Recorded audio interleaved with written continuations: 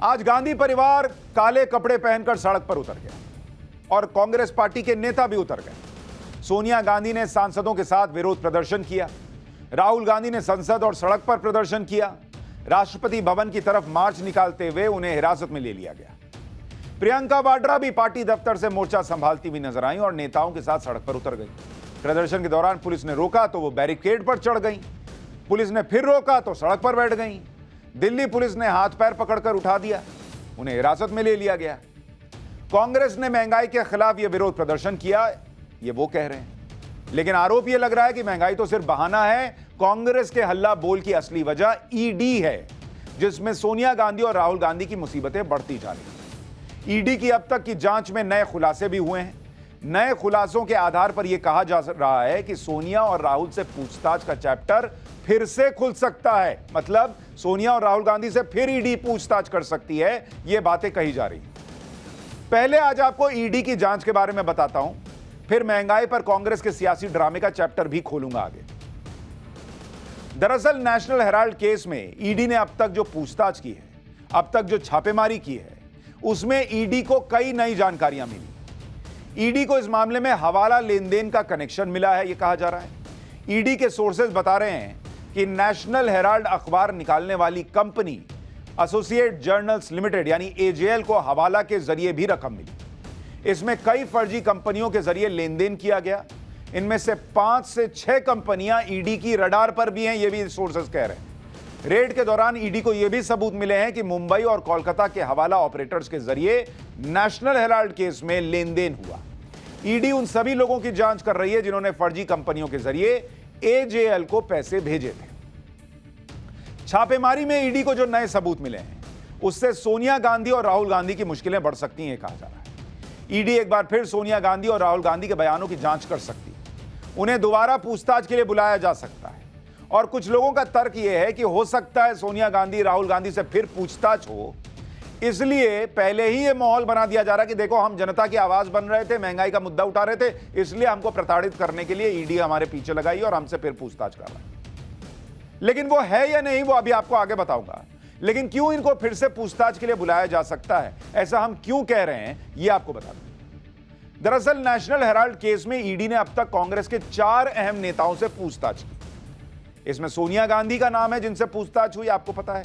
राहुल गांधी से पूछताछ हुई है, मल्लिकार्जुन खड़गे से पूछताछ हो गई है और पवन बंसल का भी नाम।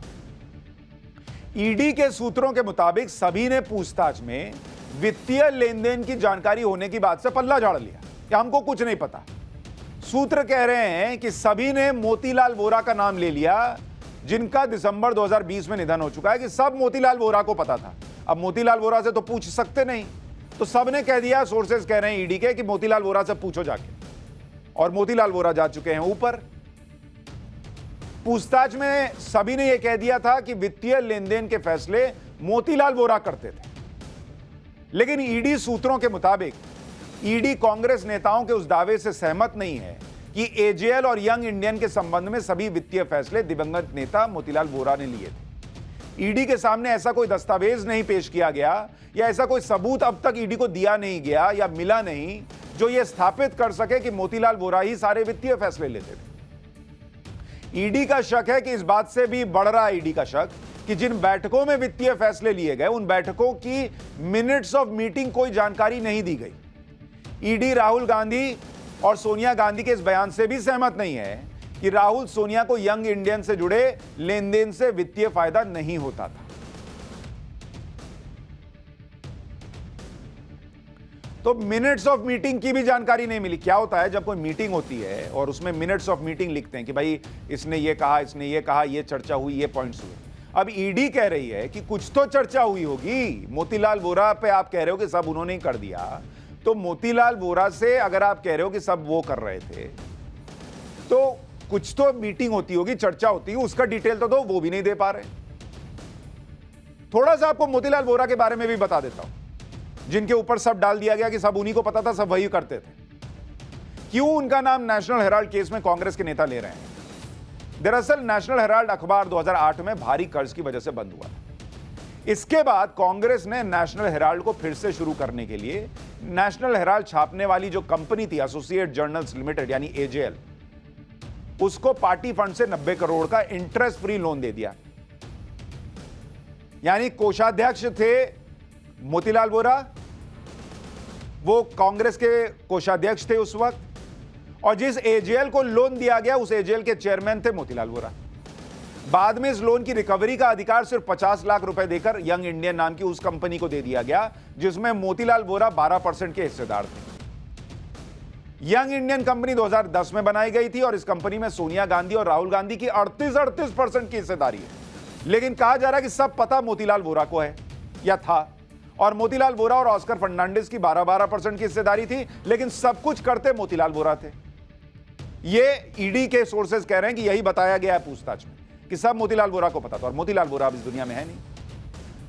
यंग इंडियन के दिए गए 50 लाख रुपए के बदले एजेएल के 9 करोड़ शेयर, जिनकी वैल्यू 10 रुपए प्रति शेयर थी, वो 2011 में यंग इंडियन को ट्रांसफर कर दिए गए।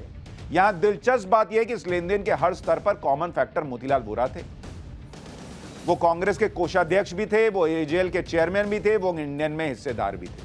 मतलब अगर आप आज की डेट में इस पूरे सिस्टम को समझें, अगर आपको यह सरल तरीके से समझाऊं कि मोतीलाल वोरा जो कि कौन थे, कांग्रेस के कोषाध्यक्ष,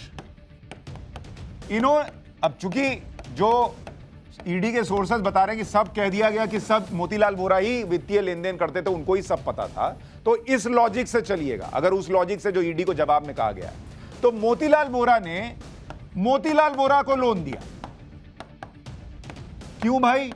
क्योंकि Motilal Vora AJL associate journals limited इसके चेयरमैन थे। तो भाई अगर आपने एजेएल को लोन दिया तो वो तो एजेएल के चेयरमैन मोतीलाल वोरा, और कोषाध्यक्ष जिसने लोन दिया, कहा जा रहा कि सब उन्हीं को पता था, तो वो भी मोतीलाल वोरा। तो मोतीलाल वोरा ने मोतीलाल वोरा को लोन दे दिया। मोतीलाल वोरा ने मोतीलाल वोरा को लोन दिया, और एक और मोतीलाल वोरा है, उनको भी जरा ले आता हूं। एक मोतीलाल वोरा इसमें और है, तीनों हैं एक ही। ये कौन है भाई? ये यंग इंडियन जो कंपनी बनाई गई 2010 में, उसमें हिस्सेदार थे, और बाकी दो लोग जो हिस्सेदार थे वो कौन थे? तीन लोग, राहुल गांधी, सोनिया गांधी और ऑस्कर फर्नांडिस। तो अब ये कहानी देखिए, जो कहा जा रहा है कि सब मोतीलाल वोरा ने किया, जो अब इस दुनिया में नहीं है और उनको ही सब पता है, तो उस लॉजिक से चलिएगा तो कांग्रेस के कोषाध्यक्ष मोतीलाल वोरा ने एजेएल के चेयरमैन मोतीलाल वोरा को लोन दिया। एजेएल के मोतीलाल वोरा कांग्रेस के कोषाध्यक्ष मोतीलाल वोरा को लोन नहीं चुका पाए, तो ये मोतीलाल वोरा ने इन मोतीलाल वोरा से कहा कि मेरा लोन लौटाओ, वो नहीं दे पा रहे थे।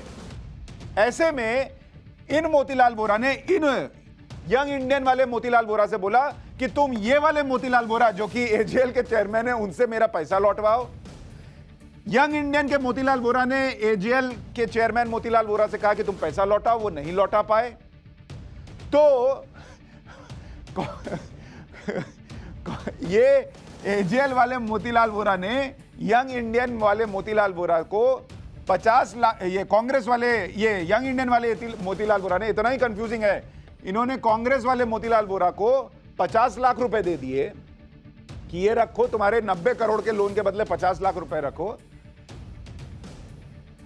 अच्छा माफ कीजिएगा, ये मोतीलाल वोरा ने एजेएल को 50 लाख रुपए दिए और इसकी रिकवरी का अधिकार जो है वो ले लिया, और 90 करोड़ की सारी जो संपत्ति है वो इनके पास आ गई। तो सारा खेल मोतीलाल वोरा से मोतीलाल वोरा, मोतीलाल वोरा से मोतीलाल वोरा के बीच घूमता रह गया। ये दिमाग का जो तार है आपका हिल जाएगा, फट जाएगा, इतना सब मोतीलाल वोरा में ये लोग घुमा के छोड़ दिया। सब मोतीलाल वोरा को पता है और किसी को कुछ नहीं पता है। कांग्रेस को इस बात से भी दिक्कत है कि मल्लिकार्जुन खड़गे को ईडी ने पूछताछ के लिए क्यों बुलाया, वो भी उस वक्त जब संसद सत्र चल रहा है और खड़गे राज्यसभा के में विपक्ष के नेता है। अब इसमें एक बात तो आज राज्यसभा के सभापति वेंकैया नायडू ने क्लियर कर दी कि सांसदों को सिविल मामले में कुछ विशेषाधिकार हैं, लेकिन आपराधिक मामले में विशेषाधिकार नहीं है। जांच एजेंसियां अगर किसी सदस्य को पूछताछ के लिए बुलाती हैं तो उन्हें जाना चाहिए, न जाने के लिए सदन चलने का कारण बनाना ठीक नहीं है।